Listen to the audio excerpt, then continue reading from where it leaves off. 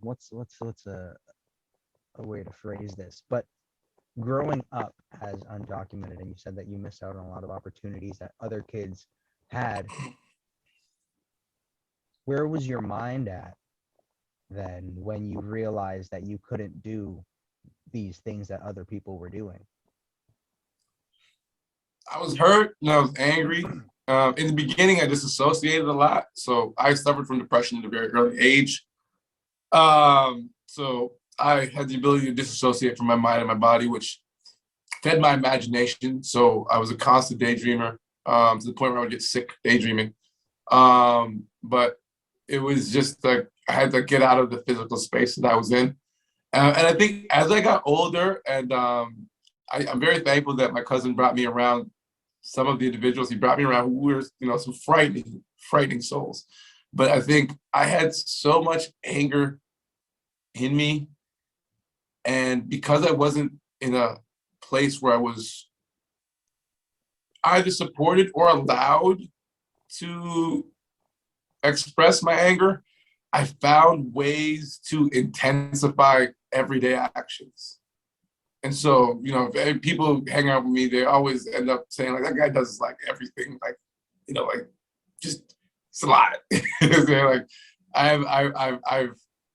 I've found ways to add energy to small parts of the day, and I think that's how I get a lot of my frustrations out, because I'm an easily frustrated individual, and I think that comes from a lot of the energy that I never got to dispel as a child. Can you go into detail and talk about how you used to deal with your depression, into finding therapy, into how you deal with things now? Yeah. Drugs, God, meditation was part of it. I would escape into meditation. It's a high level form of Even before avoidance. therapy, that's what you'd seek out Yeah, I meditation? discovered meditation very early. I used to go to like a Buddhist synagogue at Queen and Ossington back when I was Oh like wow. 19, 20. So I had discovered meditation pretty early because it helped with my depression. But I think I've used everything. Like I use sports to distract myself. I've used marijuana to distract myself. I had a deep spiritual phase where I started doing DMT and LSD and mushrooms. I've used books as a form of escape. I think I channel a lot of energy to performance. I perform, as a performer. That takes a tremendous amount of energy. So I channel a lot of my energy to that. So my life was basically one big coping mechanism. I'm not sure that there was ever a point or place in my life where I've ever felt safe or that I wasn't on the job in a certain sense. Mm-hmm. You use an interesting word that I kind of want to explore: escape. You use Yeah. things to escape. Um, what's your take now on those methods of escapism? Well, so there's this concept that they have called the loyal soldier. It was birthed out of Japan.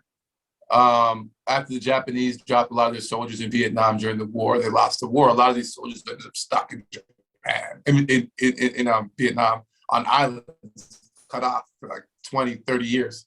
Mm-hmm. And then, they started to find them and they brought them home to Japan and they didn't know what to do with them. And you look in stark contrast to what the United States does with their veterans.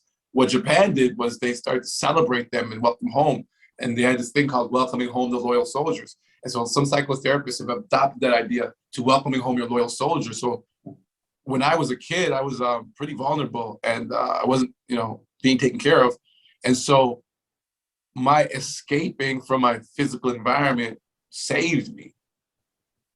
So I have to recognize that I've been conditioned to escape because that was the right thing to do at that time.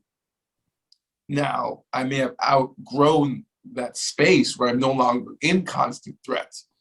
So I don't need that soldier to be of service, but I do have to give him time. So I got to welcome home my loyal soldier. So for me, I tried to do a lot of things cold turkey and stuff like that. But I had to understand that things have, you know, their season and their reason, their time. Like, I'm glad to say I'm a year without alcohol.